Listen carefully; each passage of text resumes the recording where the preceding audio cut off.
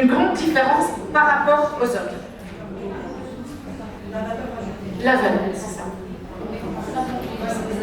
La valorisation de... Alors, je ne vais pas te donner toutes les compétences, je vais donner la troisième et je... Est-ce que quelqu'un... La valorisation des cités, est-ce qu'il y a un groupe qui a travaillé sur la valorisation des cités? Allez-y. Oui. On est mené une enquête de satisfaction, par exemple. Oui. Faire de benchmarking. Oui. Ça va aider à se distinguer des autres et faire le benchmarking en amont, Ça savoir se distinguer des autres. Oui, mais nous, c'est pour développer son avantage concurrentiel. Alors,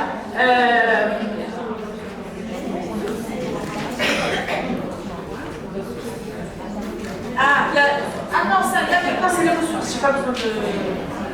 Les ressources, mobiliser les ressources. Est-ce que je développe cette compétence ici? Non, pas. Ok. Alors, pour mobiliser des ressources, la communication reste importante. Parce que ressources, ça n'inclut pas que les ressources humaines et financières, ça inclut les deux. Donc, il faut être capable de gérer les imprévus, mais aussi gérer toutes les contraintes humaines et principalement les conflits. Ouais, ça c'est sous compétence. D'accord? On va gérer un conflit, un problème. Donc c'est la gestion des ressources. Et le réseautage. Quand on va gérer les ressources, on doit aussi être capable de réseauter. Ouais, c'est très important. On doit être capable de réseauter parce que ça résout beaucoup de problèmes et ça facilite beaucoup de tâches. Ok? Merci beaucoup.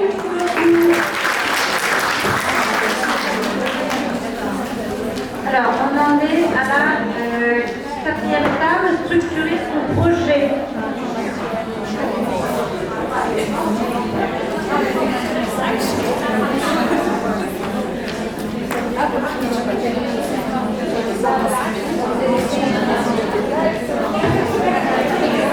Bonjour tout le monde.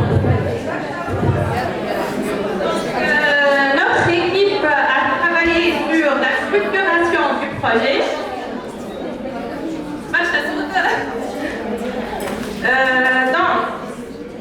Dans cette partie, on a vu que l'étudiant a besoin tout d'abord, pour pouvoir structurer le projet, donc il a besoin de la vision, d'accord? Et en plus, il a besoin, bien sûr, d'une réflexion éthique et durable, d'accord? La deuxième partie concernant les ressources. Donc on a vu que pour pouvoir structurer le projet, on a besoin en fait de littérature financière et économique. On ne peut pas faire le budget après et penser des ressources, etc. sans avoir bien sûr une littérature sur tout ce qui est financière, littérature financière et économique, d'accord? Et bien sûr, on a besoin de mobiliser les ressources parce que dans cette phase, on a besoin d'identifier les ressources, on va travailler avec les parties prenantes, donc on a besoin bien sûr de les mobiliser pour pouvoir faire des décisions, faire le planning, etc. Pour le passage à l'action, donc on a vu qu'il faut bien sûr pouvoir planifier et gérer le projet, d'accord? Et en plus, on va gérer, si on parle de la structuration de projet, bien sûr, on parle de gestion de risque, d'incertitude, etc. D'accord? On va commencer par la première compétence. Donc, on a choisi deux compétences. La première, c'est la planification et la gestion de projet. Qui a travaillé sur cette compétence? Très bien. Donc, on peut après discuter. Donc, pour la planification et la gestion, donc, la première sous-compétence est la préparation. Il faut savoir tout d'abord faire la spécification fonctionnelle du projet. Et pour cela, donc, il faut savoir tout d'abord transformer l'idée de projet en un plan, d'accord? La deuxième chose, c'est qu'il faut savoir décortiquer les tâches des projets, d'accord? Et aussi, il faut fixer les priorités. D'accord? La deuxième sous-compétence est l'organisation et la répartition des ressources. Donc, on va identifier les ressources, on va identifier qui fait quoi, etc. Pour cela, donc, là, il faut avoir les moyens nécessaires pour identifier, bien sûr, les ressources humaines, financières, etc. Et bien sûr, on va identifier et attribuer les rôles. D'accord? Et finalement, la troisième sous-compétence, donc il faut suivre et ajuster l'avancement du projet. Donc comment ça? Donc à travers le contrôle de l'exécution du plan du projet par rapport aux objectifs qu'on a déjà fixés, d'accord? Et en plus, on va gérer les risques. Et la troisième chose, c'est qu'on va réadapter, si nécessaire, le plan du projet. D'accord? Si on a besoin, bien sûr. Je ne sais pas si notre groupe a d'autres choses à ajouter. D'accord? Donc sinon, je cède la parole à mon collègue Wassim pour la deuxième compétence. Asma. Donc concernant la deuxième compétence, on a identifié, mobiliser les ressources. Alors pour cette compétence principale, nous avons identifié comme première sous-compétence, identification des objectifs du projet. Et comme aptitude pour cette compétence, donc il faut savoir transformer un plan, plutôt une idée, en un plan qui est structuré. Donc on va travailler avec les work packages.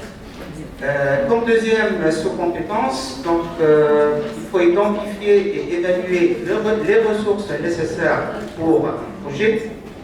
Pour cela, comme aptitude, on doit bien savoir analyser donc, quels sont les besoins du projet, donc les besoins humains, les besoins matériels, financiers et même technologiques, donc si on va travailler par exemple avec l'IT. Également, il faut savoir évaluer la disponibilité et les contraintes liées à ces ressources-là, il faut savoir les identifier. Alors, deuxième sous-compétence, il faut allouer et coordonner ces ressources-là qu'on vient d'identifier. Alors, pour cela, il faut répartir efficacement ces ressources et également, il faut ajuster la charge de travail entre les membres de l'équipe. Pour cela, on a des indicateurs comme par exemple la vélocité, qui permet de calculer la performance de chaque équipe. Comme troisième sous-compétence, il faut optimiser l'utilisation de ces ressources qu'on vient d'identifier. Pour cela, il faut suivre la consommation de ces ressources et détecter quels sont les écarts qu'on peut avoir. Et comme deuxième aptitude, il faut mettre en place des solutions alternatives en cas de pénurie. En cas de problème, qu'est-ce qu'on doit faire? Est-ce qu'il faut faire des formations aux autres membres de l'équipe? Est-ce qu'il faut répartir les tâches? Si on a un manque d'un ou plusieurs membres d'équipe, est-ce qu'on va répartir les tâches restantes entre les membres de l'équipe, par exemple? Voilà, je vous remercie.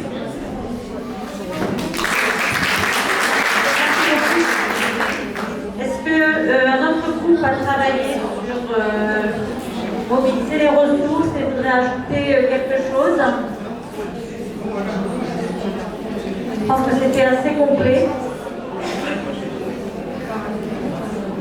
Donc, on va passer à la table qui a travaillé sur comprendre la finance entrepreneuriale.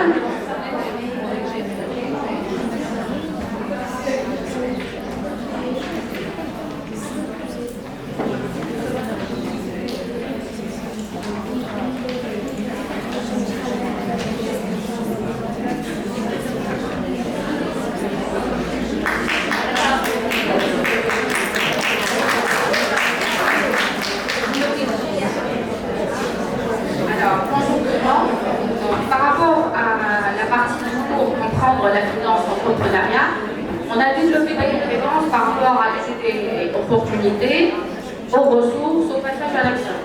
Donc par rapport à opportunités et opportunités, on a jugé que en termes de compétences, donc la vision et la réflexion éthique et durable, ça fait partie, donc ce sont des compétences de base que l'étudiant, l'apprenant, il peut les acquérir par rapport à son module. Donc en termes de ressources, on a aussi discuté par rapport à la gestion de ces ressources, elle fait partie principalement. Donc, et on a jugé que mobiliser des ressources dans cette partie-là, la partie littérature et financière, la partie littérature et l'économie, donc là c'est une partie aussi importante au niveau de la compréhension de la finance en entrepreneuriat. C'est une compétence qui pourrait être acquise donc, par rapport donc, à ce module. Aussi bien donc, la mobilisation de tout ce qui est expert, de tout ce qui est personnes impliquées dans cette partie-là, et pourrait être aussi une compétence qui pourrait être acquise par l'apprenant. En termes de passage à l'action, donc on a dit que l'étudiant ou bien l'apprenant, il pourrait apprendre comment gérer l'incertitude, l'ambiguïté et le risque. Donc c'est une partie de risk management qui est très importante dans ce module. Absolument le travail avec les autres, je trouve que ça c'est une partie, c'est une compétence qui pourrait être acquise pour tout module, pour toute partie d'un cours, et apprendre par expérience. Et ça c'est principalement lorsqu'on fait comprendre la finance entrepreneuriale, on pourrait passer par des études de cas qui pourront donner une idée sur l'évaluation du bilan financier, etc. Et ça pourrait donner une idée sur comment créer un bilan, comment le gérer, comment le mettre en place. Et par la suite, donc, ça pourrait donner une très bonne expérience, un retour d'expérience pour l'étudiant. Donc pour cette partie, maintenant, je laisse ma collègue donc, terminer par rapport au développement des compétences. Merci Habib. Alors on a choisi quelques compétences et on les a développées.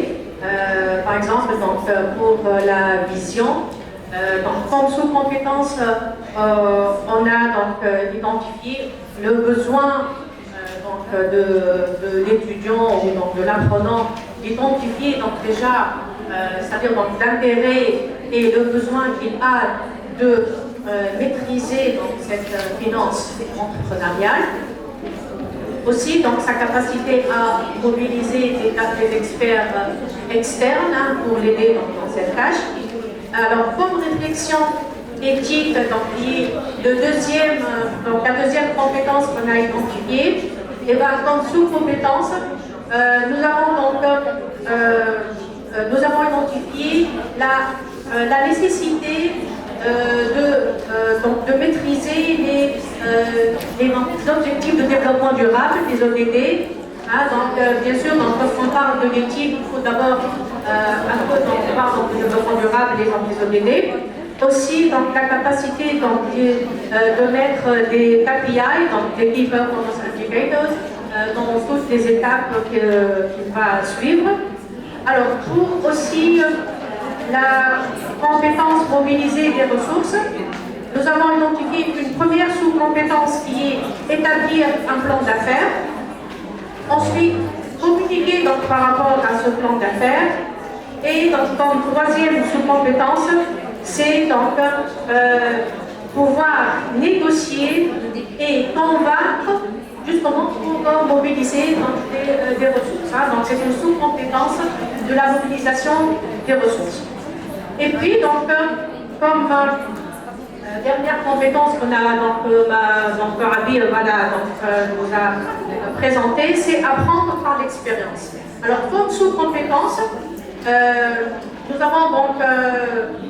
avons vu que l'étudiant devrait être capable de résoudre des études de cas convenablement, de aussi donc, faire des simulations par rapport donc, bien sûr à des situations réelles et surtout donc, être capable de mener donc, des négociations réelles par des jeux de rôle par exemple ou donc, les exercices madame, ils ont fait. Voilà, merci.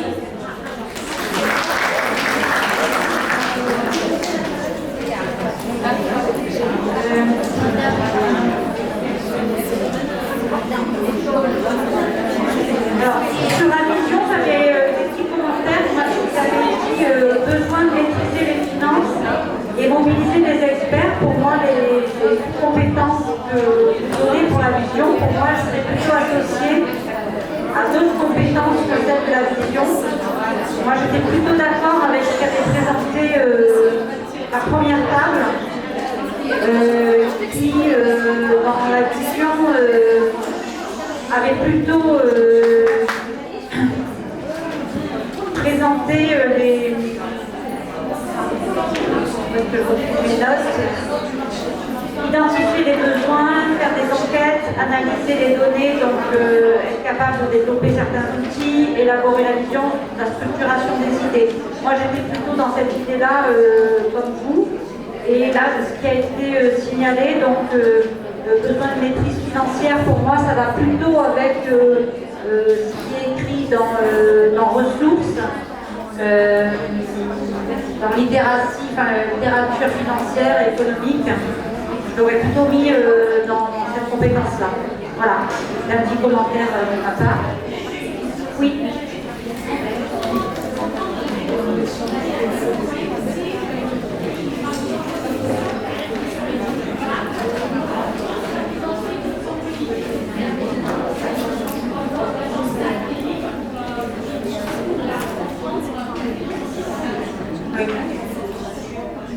Bon, après c'est vrai qu'on peut aborder les choses de différents aspects. Hein. Voilà. Il n'y a pas une réponse stricte, juste, fausse. Alors, il y avait aussi, est-ce qu'il y a une table qui a regardé, évalué, prototypé? Il me semble que oui. Hein.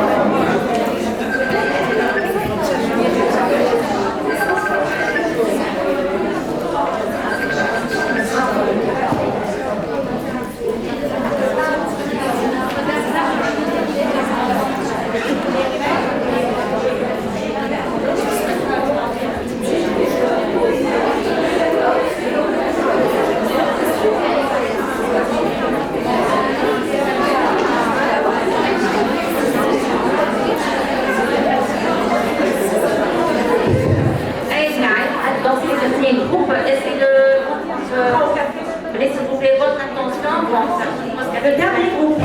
Voilà, c'est le dernier groupe. Voilà. Pour 5 minutes d'attention, s'il vous plaît. On va faire vite. Donc, nous, on a le cours évaluer et prototyper. Je vais d'abord vous présenter quelles sont les compétences au niveau de la matrice que vous avez sélectionnée. Donc, pour évaluer et prototyper, nous avons sélectionné comme première compétence la créativité. Pour développer un prototype, il faut développer d'abord sa créativité, apprendre à réfléchir out of the box, trouver des solutions innovantes.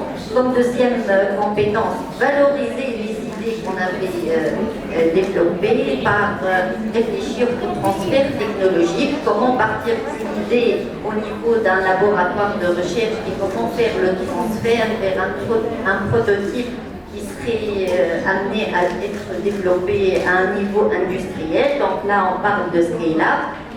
Pour les ressources, donc on avait sélectionné mobiliser les ressources. Donc pour mobiliser les ressources, il faut d'abord constituer une équipe pluridisciplinaire, attribuer des responsabilités claires pour que chacun de l'équipe sache quelle est sa mission, leur fixer des objectifs motivants et smart. Pour la partie passage à l'action, nous avons sélectionné prendre des initiatives parce que pour se lancer dans un prototype, c'est une prise de risque, donc il faut prendre l'initiative, gérer l'incertitude parce qu'un nouveau prototype, ça requiert une prise de risque, travailler avec les autres forcément parce qu'on va utiliser une équipe pluridisciplinaire pour développer le prototype. Et enfin, apprendre par l'expérience, parce qu'au bout de la première expérience, on va faire des tests sur le premier prototype, détecter les défaillances et améliorer le prototype en fonction de ce qui passe. Voilà. Merci beaucoup, notre collègue Beckett. Donc, je vous présente pour ma part la compétence principale. Donc, comme l'équipe Beckett, c'est principalement créer un prototype qui doit être fidèle à le plan initial et l'évaluer selon des indicateurs de performance à identifier et qui doivent être quantifiables. Pour la sous-compétence, la première, donc on a décidé qu'il faut créer un prototype innovant qui répond aux besoins du marché. Et ici, on note bien la créativité dans cette sous-compétence. Pour les aptitudes, c'est évaluer le goût de ce prototype. Et par la suite, c'est tester ce prototype selon plusieurs plans de test, selon les besoins du domaine aussi de ce prototype et selon son plan d'action. Et finalement, mener une enquête de satisfaction client, utilisateur, d'accord, et réaliser un benchmarking derrière pour être compétitif. Pour la deuxième sous-compétence, donc on a choisi de mobiliser des ressources pour construire et évaluer ce prototype. Et pour les aptitudes qu'on doit avoir, savoir-faire et savoir-être, donc c'est la première chose, il faut mobiliser l'équipe pour faire toute sa tâche. Et aussi, on pense toujours à mobiliser des fonds pour ça. Et finalement, donc, faire le scale-up et des tests à l'industrie ou tout dépend du produit. Et pour la sous-compétence 3, donc, c'est de proposer une version commercialisable du produit. Et pour les aptitudes, c'est tout d'abord établir un plan d'action face aux risques et aux non-conformités. Quantifier les indicateurs d'évaluation SMART. Et à partir de là, on peut vraiment évaluer notre produit. Voilà, donc je dois être court puisque la pause café tout à l'heure. Voilà, je vous remercie.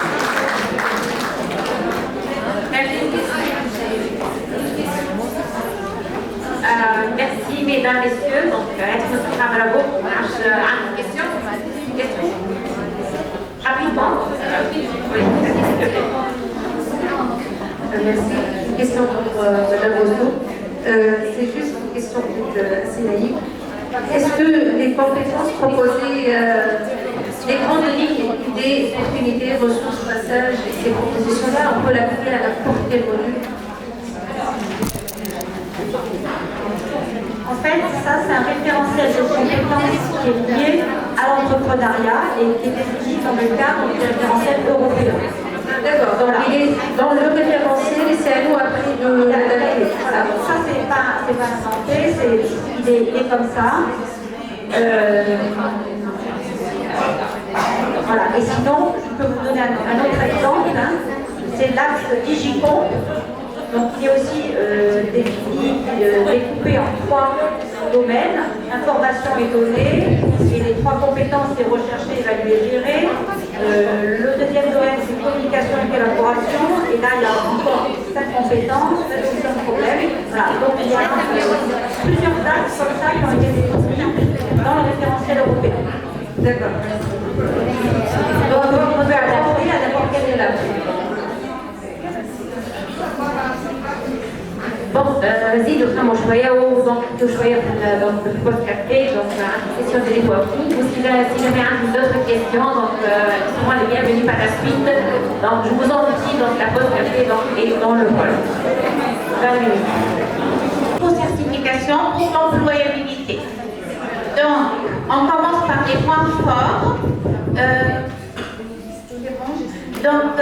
En point fort dans cette école d'ingénieurs, on a un cadre d'enseignants compétents, des cours déjà existants en ligne ou sur la plateforme UPT, des locaux dédiés et bien équipés, un Fab Lab, des structures d'accompagnement comme le 4C et le PIC. Pour les obstacles, bien sûr, il y a toujours des obstacles de type financier, lourdeur des démarches administratives et précarité des postes d'enseignants, c'est le risque de fuite des cerveaux. Donc voilà pour les points forts et les points faibles. Je passe maintenant pour les priorités. On a défini 5 priorités. Donc le premier point, c'est créer bien sûr le comité de coordination. Comme action, donc ça va démarrer par le lancement d'un appel d'intérêt et le responsable, ça va être le directeur ou le doyen de l'institution qui va nominer un directeur de comité. Les échéances, c'est 1 mois et les ressources, c'est humaines et matérielles. Le deuxième point, c'est l'identification des microcrédits, bien sûr, à partir du programme et des cours déjà existants. Et l'action, c'est analyse des modules pédagogiques disponibles. Le responsable, c'est le comité et les échéances, c'est 3 mois. Troisième priorité, mise en place du partenariat. C'est très important d'avoir des partenaires, donc soit vraiment public ou privé. Et l'action, ça va être une réunion, présentation du portefeuille. Bien sûr, toujours c'est le travail du comité et les échéances, c'est 2 mois. Le quatrième point, c'est création maintenant et l'installation des micro-crédits. Et bien sûr, l'action, c'est l'installation du syllabus, désignation des enseignants. Tout ça, c'est un travail qui va être effectué par le comité et qui va durer à peu près 3 mois.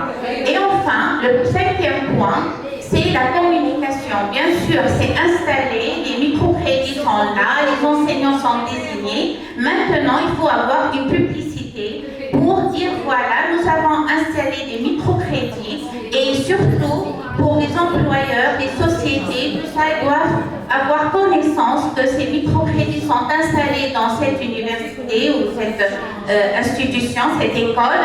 Donc, du coup, ce qui va aider à la diffusion de cette information, ce sont les pages Facebook, les pages 4C, les plateformes. Aussi, c'est possible d'installer des stands dans les entreprises pour présenter et faire connaissance de ces produits. Voilà, merci beaucoup pour votre attention. Et voilà. Je ne sais pas s'il y a des questions, des remarques. Est-ce que c'est le centre 4C qui va chapeauter sur des actions?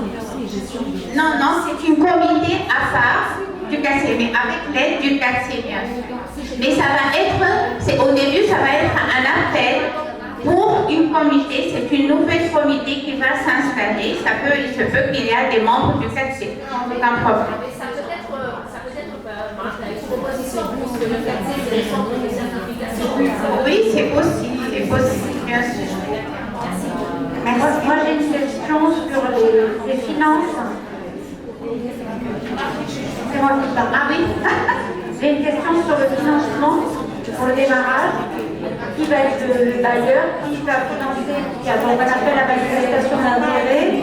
Donc ça veut dire qu'il faut le démarrage, il y a aussi le matériel, la direction de comité, qui va payer pour démarrer le projet. Donc au début, ça lié un peu avec le bénévolat, bien sûr, les ressources de l'école. Et après, une fois qu'on va lancer ces microcrédits, c'est payant par les employeurs, donc ça va avoir un financement de ces microcrédits, c'est ce qui est intéressant. Mais bien sûr, pour démarrer, on va se poser sur les financements de l'école d'ingénieurs. Merci. Pour le financement, comme on a pris la troisième action, c'est le recherche on peut aussi leur demander de financer pour la mise en place de Chital. Partenariat quelque chose, mais après des cours enseignants. Donc, il faut avoir un sponsor pour l'enseignement. Aussi ajouter pour la pérennisation des microcrédits, c'est soumettre les projets Erasmus, etc. Donc pour avoir un financement. Et bien sûr, il y a toujours le partenariat avec le privé qui va continuer à pérenniser l'action. Merci beaucoup. On passe à la deuxième équipe. S'il vous plaît, madame. S'il vous plaît, madame. S'il vous plaît, donc votre proposition animée votre On passe au deuxième groupe, s'il vous plaît. Donc, c'est la restitution du deuxième groupe. Qui est le deuxième, donc La table derrière.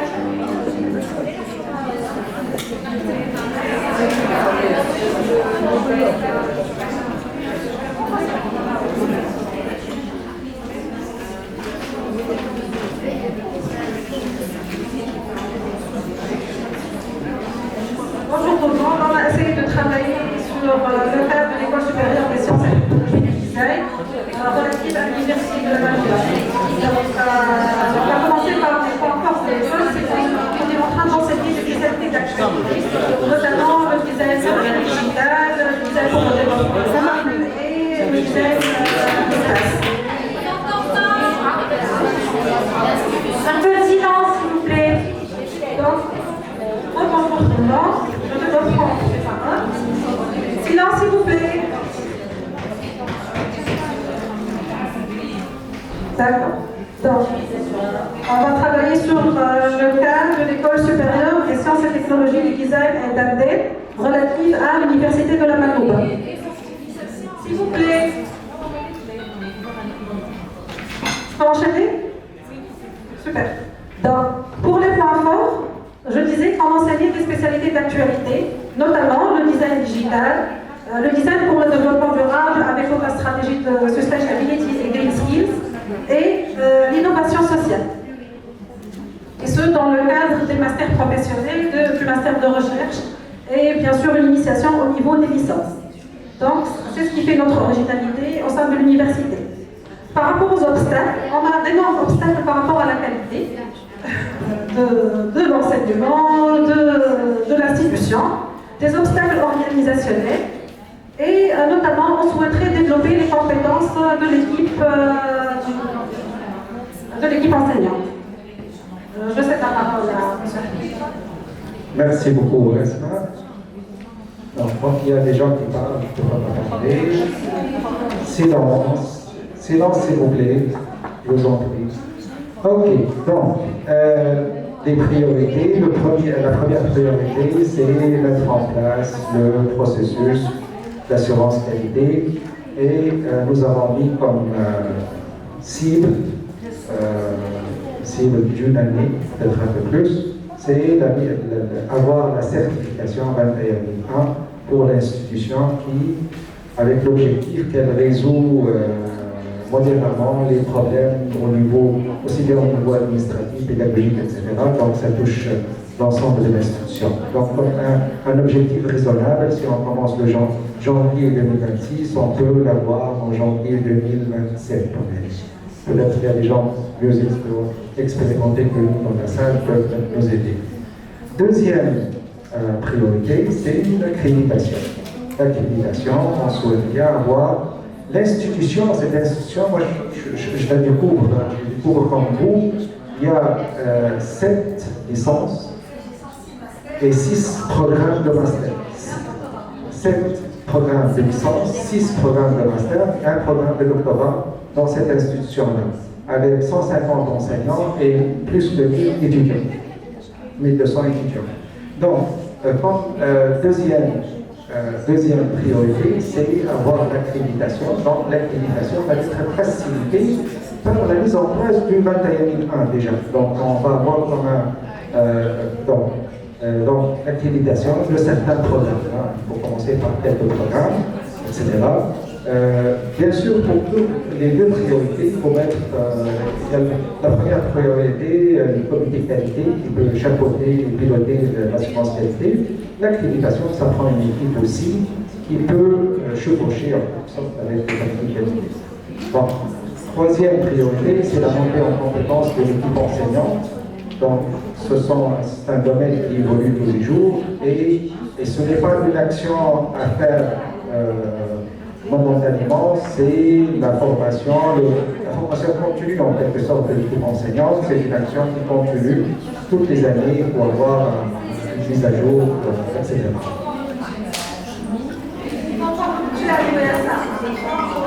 On fait compétence des enseignants avec un budget raisonnable alloué pour ça dans le budget de l'école. Bon, nous, les enseignants tunisiens, on est habitués à travailler sans budget. On est plus des militants que des salariés. Donc, la priorité 4,